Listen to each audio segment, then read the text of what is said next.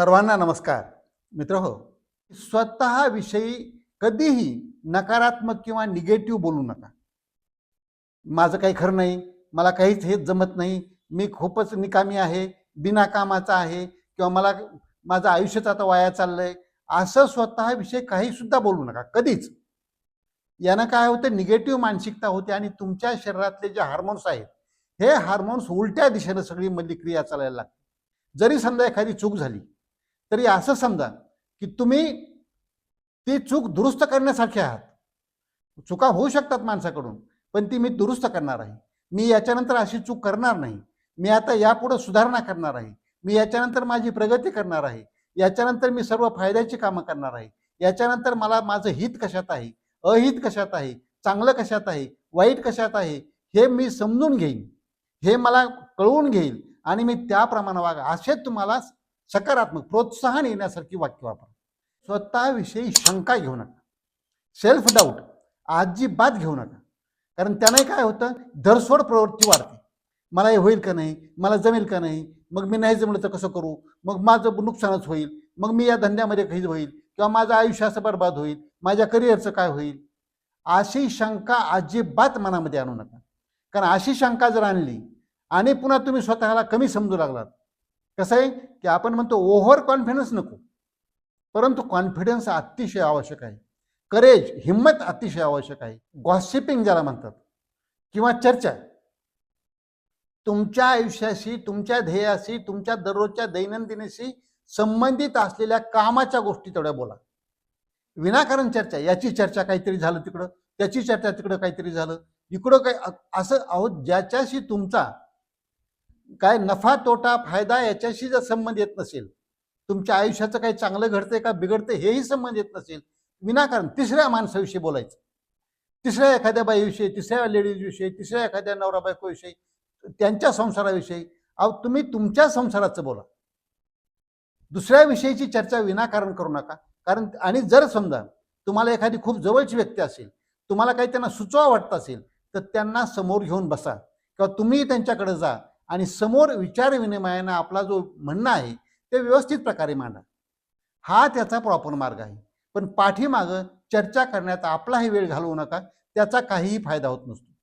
याच्या पुढची जी वाईट गोष्ट आहे सोडून द्यायची, ती म्हणजे सबबी सांगणं, घराणे करणं, ज्याला बहाणे बनवणं आपण जे म्हणतो ना, काही असले बनवायचे नाही. अहो, घराणे किंवा सबबी करण्यापेक्षा त्या गोष्टी चांगल्या प्रकारे करायला कमी वेळ लागतो. परंतु हे सगळे खोटे नाटे असतात बहाणे. मग हे बनवून सांगायला, हे तयार करायला, म्हणजे हे सगळा नाटकीपणा. कारण तुमच्या मनाला माहीत असतं, आतून माहीत असतं. लोकांना तुम्ही वरून किती सांगितलं, हे माहीत असतं तुम्हाला. सकाळी मला उठणंच होत नाही, अहो हा बहाणा सांगू नका ना. त्यापेक्षा उठायला कमी त्रास पडेल. मग उठा, हे मला खायचं, माझी चवच सुटत नाही तोंडाची, मला हे खूपच आवडतं, मी ते सोडूच शकत नाही, असे बहाणे नका करू. कारण तुमचं माइंड आहे, तुमचं शरीर आहे. You are the master of your mind and captain of your soul. तुमच्या मनाचे, तुमच्या आत्म्याचे तुम्ही मालक आहात, त्याचे चालक आहात. आणि म्हणून तुम्ही असे बहाणे नाही करायचे. तुम्ही ठरवलं एकदा एखादी गोष्ट, ती केलीच पाहिजे. किंवा ऑफिसमध्ये मला असंच वातावरण आहे, माझे सहकारीचा, तुम्ही करा तुम्हाला जे करायचे ते. माझे सहकारी असे आहेत का बॉस तसे, त्याला करू द्यायचे काय करायचे ते. तुमच्या हातात जे आहे ते तुम्ही करा आणि हे बहाणे किंवा घराणे करायचं बंद करा. त्याच्यानंतर काही वाईट सवयी, ज्याला टॉक्सिक हॅबिट्स म्हणतात, अशा काही माणसाकडे असतात. म्हणजे सतत कोणाविषयी तरी वाईट बोलत राहणं, कोणाविषयी तरी चांगलं बोलायचंच नाही, किंवा बाहेरचा कुठलाही विषय निघाला त्याच्यात चुका शोधायच्या. चांगलं कधी सकारात्मक बोलायचंच नाही. एखाद्यानं काय विचारलं तरी त्याला निगेटिव्हच बोलायचं. असं करू नका.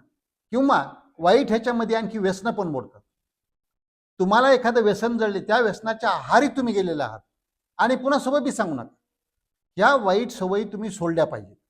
अतिशय जर तुम्हाला गुटखा, तंबाखू, सुपारी किंवा कुठलंही सिगारेट याचं व्यसन असेल तर ते कमी केलं पाहिजे. कारण ते तुमच्या आरोग्याला उद्याच्याला घातक ठरणार आहे. हार्ट अटॅक सारखा, कॅन्सर सारखा, अर्धांगवायू सारखा असले बिमाऱ्या तुमच्या माग लागण्याची शक्यता आहे. आणि मेंदू म्हणजे मानसिकता, याच्यामुळे काय होत असते, पुन्हा बिघडून जाते. तर हे करू नका. आणि अति मद्यपान हे सुद्धा सवय हळूहळू तुमच्या हृदयाला खराब करत राहते, किडनी खराब करत राहते. लिव्हर तर एकदम पहिला अवयव असतो की ज्याच्यावर दारूचा वाईट परिणाम होतो. म्हणून ह्या वाईट गोष्टी टाळणं ही त्याच्या पुढचा नियम आहे. मला अपयश येईल काय की, म्हणजे फिअर ऑफ फेल्युअर ज्याला म्हणतो, अपयश येण्याची किंवा तोटा होण्याची व्यवहारामध्ये जी भीती असते मनामध्ये, ते भीती घेऊन बसू नका. अगोदर प्रॉपर त्याचं नियोजन करा. कशा प्रकारे मला करायचं आहे, जे काय काम हातात घ्यायचं आहे त्याचं कशासाठी करतोय, हे कसं करायचंय, कधी करायचंय, कोण मदतीला घ्यायचंय, याच्यातून मला किती काय होणार आहे, काय मिळणार आहे, याचं आधी सगळं नियोजन करा. त्याच्यामध्ये अगोदर अनुभवी लोकांचा सल्ला घ्या वाटलं तर. असं भीती मनामध्ये बाळगू नका की माझं जर नुकसान झालं तर काय होईल, ही अगोदरच भीती मनामध्ये बाळगू नका. टाळाटाळ करण्याची एक खूप वाईट सवय असते, ही पण सोडली पाहिजे. आता काम राहू द्या, आता उद्या बघू, किंवा सकाळी आता उठून मला फिरायला जायचं, आता आजच्या दिवस कंटाळा चालाय, उद्या बघू, किंवा रात्री मला थोडं जागरणच झालं होतं, आता नको, आज नकोच मला, किंवा हे काम करायचंय दुपारून करू, दुपारी म्हणायचं उद्या करू, उद्या म्हणायचं उद्या कधी येतच नाही. अशा व्यक्तींचा उद्या कधीच येत नाही. आणि मग हे टाळाटाळ वृत्ती जी असते, मनाला, माइंडला एक संकेत जात राहतो की या व्यक्तीचं काहीच खरं नाही. हे फक्त करू करू करू म्हणून टाळत राहतात, पुढे ढकलत राहतात. आणि हे जे प्रोक्रॅस्टिनेशनची जी सवय आहे, ही सवय तुम्हाला कधीही यशस्वी होऊ देणार नाही. कुठलीही गोष्ट तुम्हाला साध्य होऊ देणार नाही. कुठलीच गोष्ट तुमच्या मनासारखी घडणार नाही. की प्रत्येकाला खुश करण्याच्या भानगडीत पडू नका. कधीच कोणी खुश होत नसतं. प्रत्येकजण कोणीतरी थोडं नाराज होणार, कोणीतरी जास्त नाराज होणार. तुम्हाला जे करता येतंय ते तुम्ही करा. आपल्या नियमात बसेल असं बसूनच करा. उगी काहीतरी त्याला खुश करण्याकरता नियमात न बसणार आहे चुकीच्या गोष्टी सुद्धा करायला काही माणसं तयार होतात. असं करू नका. जर तुम्हाला प्रत्येकाला खुश करत बसलात, ते खुश तर होणारच नाहीत. पण तुमचा एवढा वेळ जाईल, तुमची एवढी मेहनत बिना कामाची वाया जाईल, आणि तुम्हाला ज्या चांगल्या गोष्टी करायच्या आहेत त्या करायला वेळच मिळणार नाही. तसंच नकारात्मक लोकांच्या जास्त सानिध्यामध्ये किंवा जास्त वेळ त्यांच्यासोबत घालवू नका. तिथं जर त्यांच्या चर्चेमधून, काही बोलण्यामधून किंवा प्रत्यक्ष कामामधून जर तुम्हाला काही प्रोत्साहन मिळण्यासारखं असेल, तुम्हाला काही उत्साह तुमचा वाढत असेल, जर तुम्हाला काम करायला चांगल्या प्रकारची एनर्जी मिळत असेल, ऊर्जा मिळत असेल, जिथं निगेटिव्ह किंवा डिप्रेशनमध्ये तुम्ही जात नसाल, अशाच लोकांशी संबंध ठेवा. जर काही न टाळता येण्यासारखे, पण ज्याला काय म्हणतो आपण, एनर्जी तुमची कमी करणारी, तुम्हाला निरुत्साही करणारी अशी काही जवळच्या नात्यातली माणसं असतील आणि त्यांना टाळता येत नसेल तुम्हाला, तर त्यांच्याशी संबंध कमी करा. कामापुरतं त्यांच्याशी बोला, वरून फक्त. जास्त त्याच्याशी डिटेलमध्ये बोलू नका. त्यांच्याशी जास्त विचारविनिमय करू नका. आणि जे लोक आपल्याला प्रोत्साहन देतात त्यांच्याशी जास्त संपर्क वाढवा. तसंच याच्या पुढची वाईट सवय असते की जे काही आहे आपल्याकडं, कम्फर्ट झोन ज्याला म्हणतात, म्हणजे मला एवढंच मिळते, बस झालं, मला काही जास्तीची अपेक्षा नाही, किंवा आता मला हे जे आहे ते कशाला मी बदलू, उगच हे चाललंय तर हे चालू आहे, कशाला उगच आहे, माझी हे एवढा व्यवसाय मला पोटा पाण्यापुरतं मिळते. इथं कसं होतं की तुमच्या अंगातली जी क्षमता आहे, या क्षमतेमधली तुम्ही 5-10% फक्त वापरत असता. जर तुम्हाला आयुष्यात खरंच काही मोठं करायचं असेल, जर तुमचं ध्येय काहीतरी असेल, काहीतरी वेगळं बनायचं असेल, काहीतरी करायचं असेल, माणूस म्हणून जगायचं असेल चांगल्या प्रकारे, तर बदल केला पाहिजे. चांगल्या दिशेने बदल झाला पाहिजे. दिवसेंदिवस तुम्ही स्वतःचीच तुलना करा. तुम्ही मागच्यापेक्षा आता चांगले झाले पाहिजे, याच्यापेक्षा उद्या परवा पुन्हा चांगले झाले पाहिजे. म्हणजे प्रगती तुमची सतत होत राहिली पाहिजे. तुम्ही वरच्या टप्प्याला प्रत्येक वेळेला चालले पाहिजे. असे कार्य तुमच्या हातून घडले पाहिजेत. त्यासाठी चेंज, बदल करणं थोडा थोडा आवश्यक असतो. आणि कम्फर्ट झोनमध्ये राहिलेल्या व्यक्ती ह्या बदल करायला घाबरतात. म्हणून बदल करण्याला घाबरलं नाही पाहिजे. फक्त कोणते बदल करायचे आधी विचार करून त्याप्रमाणे ते बदल करा. याच्या पुढची वाईट सवय असते बऱ्याच वेळेला की कोण काय म्हणेल आपल्याला, ह्यानं तर नाव ठेवणार नाही, त्यानं तर नाव ठेवणार नाही. अहो, जग काय म्हणेल याचा विचार करण्यापेक्षा तुमच्या मनाला ते चांगलं वाटतंय का आधी बघा. जगाचा विचार करत बसला तर कोणीच तुम्हाला चांगलं म्हणणार नाही कधीच. आणि हे चांगल्याची वाट बघण्यापेक्षा तुमचं मन, कारण आतून आपलं मन आपल्याला स्वतःला सांगत असतं की हे योग्य आहे, हे अयोग्य आहे, याच्यात तुझं हित आहे, हे तुझ्या फॅमिलीचं हित आहे, याच्या समाजाचं चांगलं आहे, असं जेव्हा तुम्हाला पटतं तेव्हा ती गोष्ट बेधडक करा. तिथं लोकांचा काय म्हणतील याचा विचार करू नका. तसंच याच्या पुढची एक वाईट सवय असते की प्रत्येकानं काही म्हटलं की होच म्हणत राहतो. त्यानं म्हणलं हो येतं का आमच्याकडे, हो. हे म्हणते त्या दिवशी जाता का तिकडं, हो. एवढं माझं करता का काम, हो. असं प्रत्येकाला यस किंवा हो हो म्हणण्याची सवय अजिबात लावू नका. ही खूप वाईट सवय आहे. त्याच्यानं कसं होतं की ते दिलेले पूर्ण सगळं वचन दिलेलं किंवा प्रॉमिस दिलेलं पाळणं होत नाही.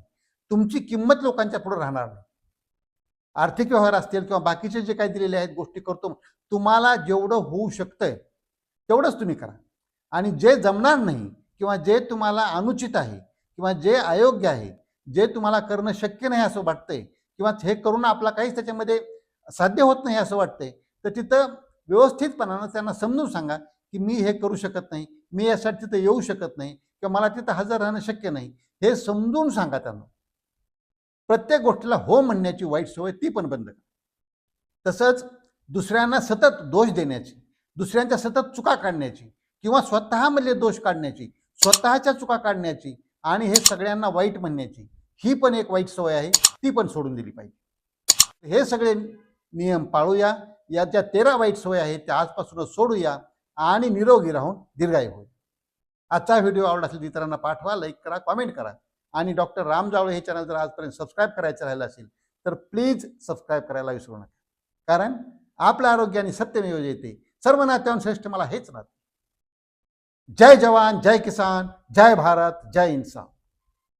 निरोगी राहून दीर्घायू होऊन आकाशात भरारी घेऊया.